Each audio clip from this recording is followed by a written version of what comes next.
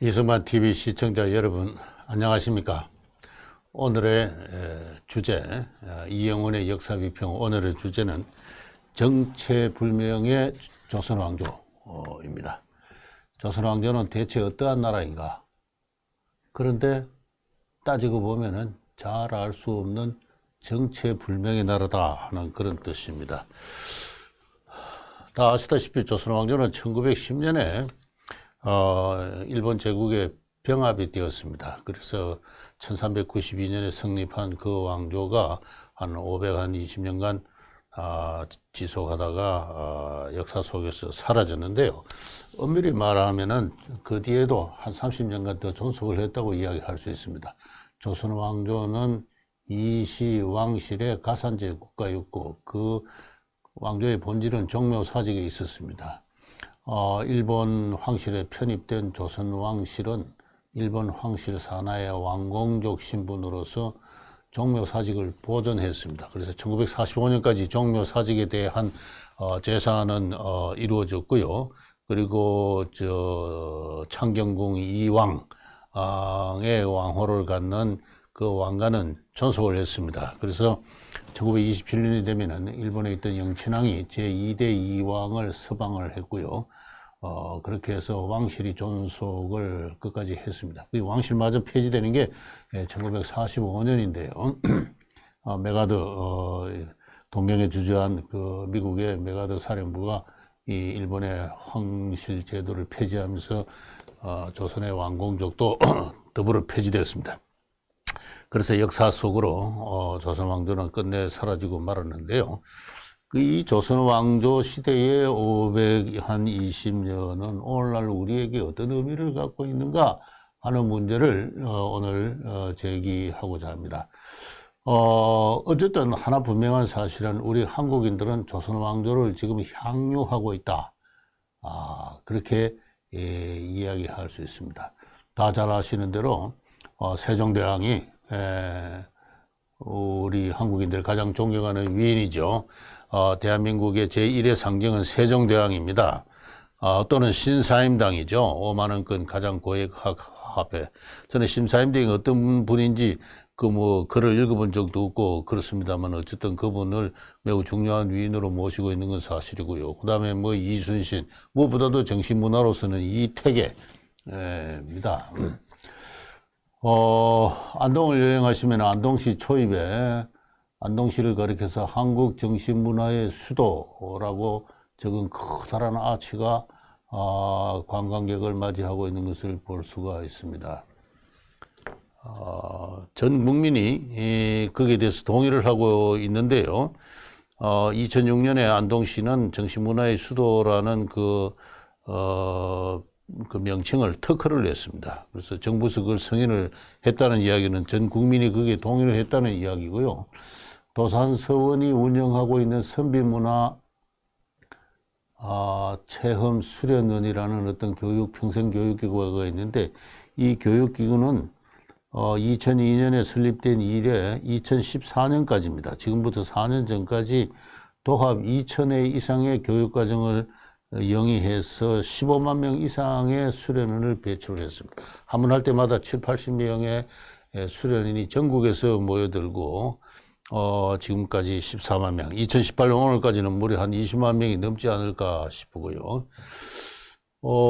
제가 얼마 전에 안동에 있는 한국국학진흥원에 들렸더니 김병일 원장께서 자랑 삼아 하시는 말씀이 정부에서 약 한 1조 원을 투자해서 안동 일대를 유교문화의 성지로, 메카로 만드는 작업을 국가 프로젝트로 추진하기로 승인이 되고 예산도 확보되었다. 그런 이야기를 하고 있습니다.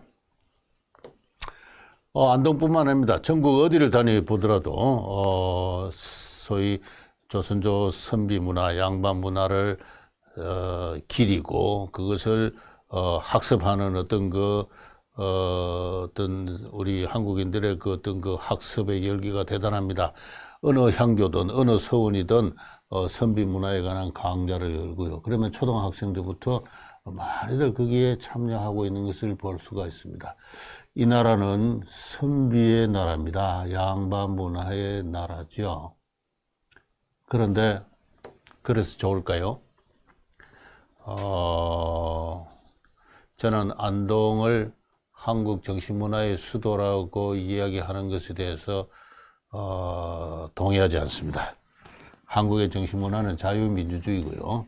자유민주주의의 수도를 안동이라고 이야기할 수가 없습니다. 다음에 언제 말씀드리겠습니다만 안동은 신분제라든가 여성 차별에 있어서 가장 그 완고한 풍습을 갖고 있는 그러한 어떤 그 도시라고 지적될 수도 있고요.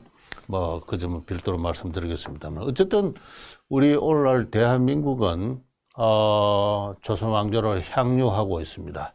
조선 왕조를 절교히 수용하고 리바이벌 시키고 있죠. 그러면서 조선 왕조를 병합한 일본 제국주의의 야만적인 침입을 규탄하면서 끊임없이 책임을 추궁하고 있는 그와 같은 어떤 정신문화와 정치 현실입니다.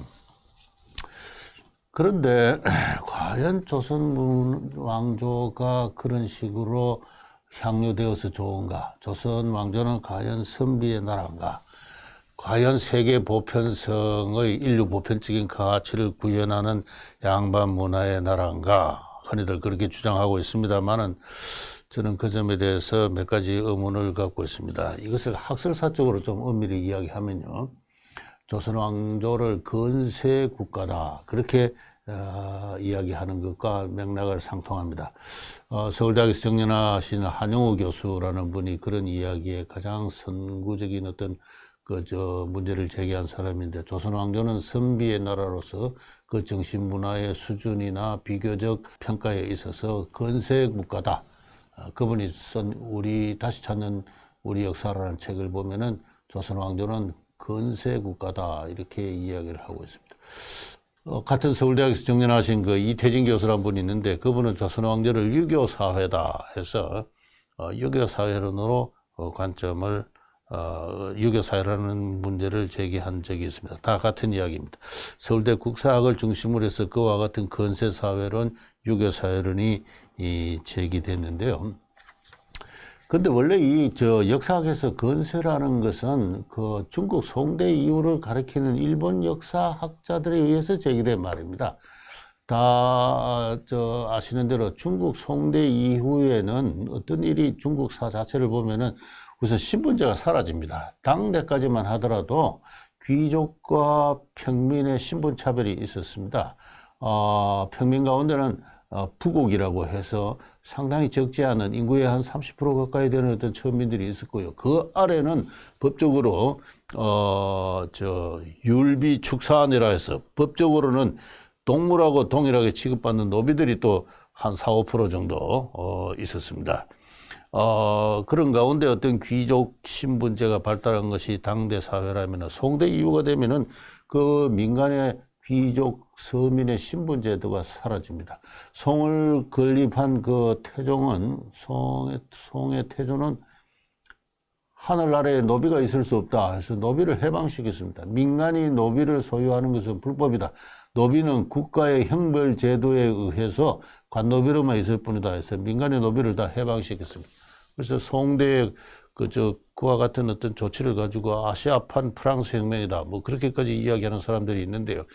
어쨌든 송대 이후에 민간의 어떤 그 귀천 신분 제도가 사라지고 또 송대 이후에는 상업경제가 높은 수준으로 발전했습니다. 그래서 비신분제적 상업사회가 성립한 것이 송대입니다. 그것을 가리켜서 일본의 역사학자들은 그것을 가지고 프리모던 에이지, 근세다 이렇게 이야기를 했는데요. 그것이 지금도 유효한지에 대해서는 의문이 있고 저는 좀 다른 생각을 하고 있습니다만, 어쨌든 학설사적 기원은 거기에 있습니다. 송대 이후에 주자 승리학이 중국의 지배적인 형인상학으로 성립하죠. 이 주자 승리학에 있어서는 그 이전까지는 소위 불교와 도교가 지배한 시대로서 하늘은 뭔가 어떤 그 기기묘묘한 조화를 부리는 어떤 신선들이 사는 어떤 인격적인 어떤 그러한 어떤 하늘로서 이해가 되었습니다만은, 송대 이후의 하늘은 고도의 형이상학적인 어떤 세계로 바뀝니다. 태극이라 했어요. 그래서 그러한 송의 주자성리학의 세계에 있어서는 인간은 모두 도덕적으로 평등하고 하늘로부터 동일한 도덕적인 품성을 부여받는 가운데 다만 기질의 청탁에 따라서 그 도덕의 품성을 발현하고 실천하는 정도의 차이가 있어서 각자 마땅한 위치에 놓인다 하는 일종의 그 자연법적인 어떤 그 도덕 철학이 정립하게 됩니다. 이 송성리학의 어떤 철학 세계에 있어서 인간은 원리적으로 평등한 존재예요.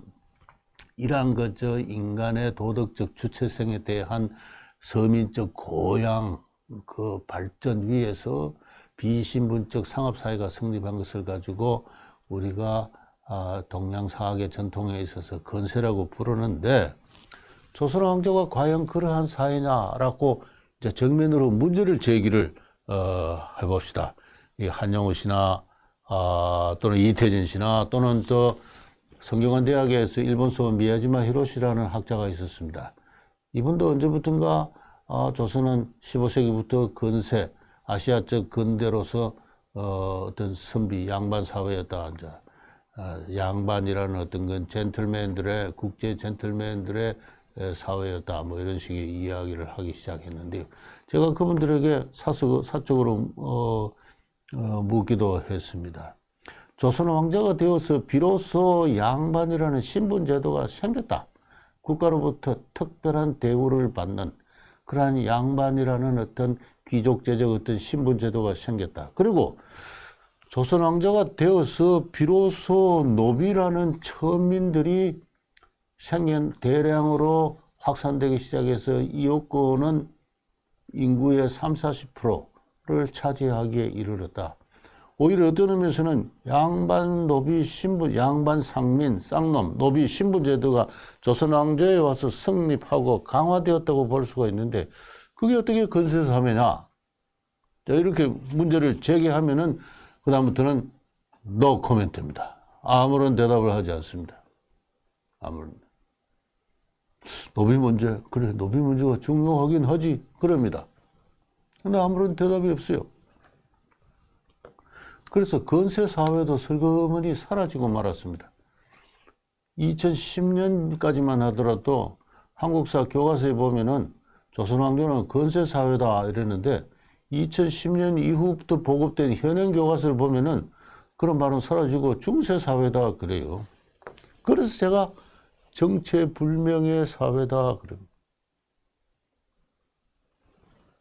양반 노비제가 비로소 생겨나고 정립되고 제도화되고 그 제도가 그 사상이 점점 강화되어 온 사회를 두고 왜 건세사회라고 하느냐, 왜 비신분제적 상업사회라고 하느냐. 언젠가 태계성리학에 대해서도 한번 말씀드리겠습니다만, 이 태계성리학에 있어서는 굉장히 그 인간의 도덕적인 주체성을 인정하지 않습니다. 인정하지 않고 대단히 강고한 어떤 신분제적 지배를 아예 운명적으로 정당화해버리는 것이 이 태계성리학입니다. 그래서 저는 태계성리학의 송주작학과는 상이한 어떤 조선적 특징을 갖고 있는 어떤 도그마티즘이라고 생각하는데요. 어쨌든 이 건세사회설의 이와 같은 현황에서 보듯이 조선왕조는 정체불명의 사회입니다. 그러면 조선왕조는 중세사회냐? 자, 이렇게 문제를 제기합니다. 중세 농노제 사회냐? 저도 한때 그런 생각을 했습니다만, 그런데 한 20년 전부터 미국의 역사학자들이, 미국의 그 제임스 팔레라고 미국에서 그 한국사 연구를 리더하는 분이 계셨습니다. 그분은 얼마 전에 자꾸 하시는데, 한국은 노예제 사회다. 조선 왕조는 노예제 사회다. 그랬어요. 슬레이버리 소사이어티다. 노비란 것은 비교사적으로 볼 때 주인의 재산으로서, 재물로서 정려 상속되고 하는 존재고, 법률적으로 무권리여서 주인에 의해서 살해되어도 범죄가 되지 않는 그와 같은 슬레이브였다. 이 슬레이브들이 인구의 30% 이상을 차지하게 되고, 그리고 이 슬레이브에 의해서 영위되는 어떤 생산이 가장 중요한 생산 방식을 이루었다. 그렇다면 이건 슬레이버리 소사이어티다. 이런 주장을 하게 되고, 그다음에 하버드 대학의 세계 노예제 연구의 권위자인 어떤 분이 올란도 패터슨이라는 분이 있는데 이분이 그 학설을 인용해서 한국은 세계에서 가장 대규모로 장기간 지속된 슬래브리 소사이어티다 이런 주장을 해요. 여기에 대해서 한국의 학자들이 지금까지 단 한 명도 반론을 제기하지 않았습니다. 반론을 제기한 사람이 다음에 소개하겠습니다. 접니다, 제가. 근데 제가 다음에 소개하겠습니다만 그 주장은 대단히 다면적인 복선을 깔고 있는 것이 되어서 노예제 사회에서는 그렇게 쉽게 뭐 기각되거나 청산될 그런 문제는 아닙니다. 무슨 말씀이냐면은 건세 사회는 조선 사회의 현상을 관찰하는 한 신분제가 음하게 발달했고 강화되었고 존속한 사회니까 맞지 않는다. 그럼 중세 사회냐? 그게 또 하나의 대환인데 바깥 역사학에서는 한국은 고대 노예제 사회다. 노예제 사회다. 근데 한국 학자들이 반론을 하고 있지 않다. 그럼 고대 사회냐? 고대 사회냐 하는 거죠. 노예제 사회냐? 왜 한국의 역사학자들은 이 문제에 대해서 침묵하고 있느냐? 그래서 많은 한국인들이 미국에 유학을 가가지고 미국에서 그 교양 강좌, 역사 강좌를 듣다가 한국은 가장 세계에서 전형적인 슬래버리 소사이어티다라는 그 강의를 듣고 충격을 받는다고 그럽니다. 오늘날 한국에 가장 잘 알려진 어떤 그 역사 한국사 교양서라든가 그 다음에는 심지어 국사 교과서를 보더라도 그런 이야기가 없습니다. 지금 현행 보급 한국사 교과서를 보면은 조선왕조 시대에 노비가 있었다나 딱 한 말, 그 전후 서술 그것밖에 없어요. 노비가 어떤 존재였는지, 노비 인구가 전체 인구의 한 30%나 되었는지, 이 문제를 둘러싸고 어떤 논쟁이 있는지, 여기에 대해서 한마디 언급이 없어요. 이 한영우 교수의 책을 자꾸 언급해서 죄송합니다만 다시 찾는 우리 역사, 그 책은 굉장히 훌륭한 책입니다. 여기서는 노비가 전체 인구의 3분의 1에 달했다. 15세기, 16세기에. 그러나 그럼에도 불구하고 성리학의 보급에 따라서 인권에 관한 의식은 점점 높아졌다. 그렇게 이야기하고 있습니다. 노비가 그렇게 많고 한편으로 노비가 증가하는 추세였는데 인권의 수준도 높아졌다. 그렇게 이야기를 합니다. 이 말이 안 되죠. 그래서 말이 안 되는 주장이 한국의 정치와 교육과 사회와 문화를 지배하는 가운데 외국 학자들이 제기하고 있는 문제에 대해서는 일체 입을 다물고 있고 한국인들을 의식적으로 쇄국 상태에 가둬놓고 있는 겁니다. 한국의 역사학자들은. 그리고 그들은 스스로 거기에 대해서 대응을 하고 있잖아요. 그런 가운데 전 국민이 조선 문화를 향유하고 있습니다. 안동에 있는 선비문화 체험원을 제가 뭐라고 헐뜯는 이야기는 아닙니다만 그렇게 저 서울은 물론이고 지방에서 곳곳에 어린 초등학교 학생들이 또는 노인들까지 이렇게 안동으로 몰려 들어가서 그 도산서원에서 그렇게 선비 문화를 체험을 하고 여기야말로 앞으로 건설될 동양의 통합적인 정신문화의 수도다라는 이야기를 하고 있는 가운데 그런 문화가 또 각 지방으로 지금 확산되고 있습니다. 한국의 자유민주주의가 그렇게 국민적 학습의 대상이 되면 얼마나 좋겠습니까? 그리고 대한민국은 저는 금방 선진국이 된다고 생각합니다. 어린아이들이 어릴 때부터 자유와 독립의 정신을 배우고 또 3, 4개 국어를 구사하는 국제신사로 교육이 되고 그리고 국제상인으로서 국제기업가로서 활동할 그 포부를 세워서 한국과 일본과 중국과 대만과 싱가포르, 홍콩을 무대로 한 어떤 그런 동아시아의 국제인으로서 활약을 하게 되고 그렇게 한국의 사회와 경제와 문화가 활짝 열린 그러한 사회라면 그게 바로 한국이 세계 선진국이 되는 길입니다. 한국이 선진국이 될지 말지는 모르겠지만 만약에 된다고 할진데 그 10년, 20년, 30년 뒤의 모습은 바로 그와 같이 활짝 열린 국제사회입니다. 그 활짝 열린 국제시장과 국제사회에서 과연 이 한국의 양반 문화, 선비 문화가 국제 정신 문화를 리드할 수 있느냐? 저는 없다고 생각합니다. 없다고 생각합니다. 그럼에도 불구하고 한국은 정부의 지원하에서 또 민간의 자발적인 호응하에서 조선 왕조를 부활시키고 향유하고 있습니다. 이 현상을 앞으로 저는 이 현상이 이대로 지속된다면은 이 나라는 다시 초라한 2등, 3등 국가로 추락할 수밖에 없다고 생각합니다. 그 이야기를 앞으로 좀 기회 있을 때마다 차근차근 진행해 가도록 하겠습니다. 다음 시간에는 조선 왕조는 과연 노예제 사회인가 하는 굉장히 그저 학술적으로 뜨거운 어떤 논쟁거리를 한번 다뤄볼까 그런 생각을 하고 있습니다. 예, 오늘은 여기서 그치겠습니다. 예, 감사합니다.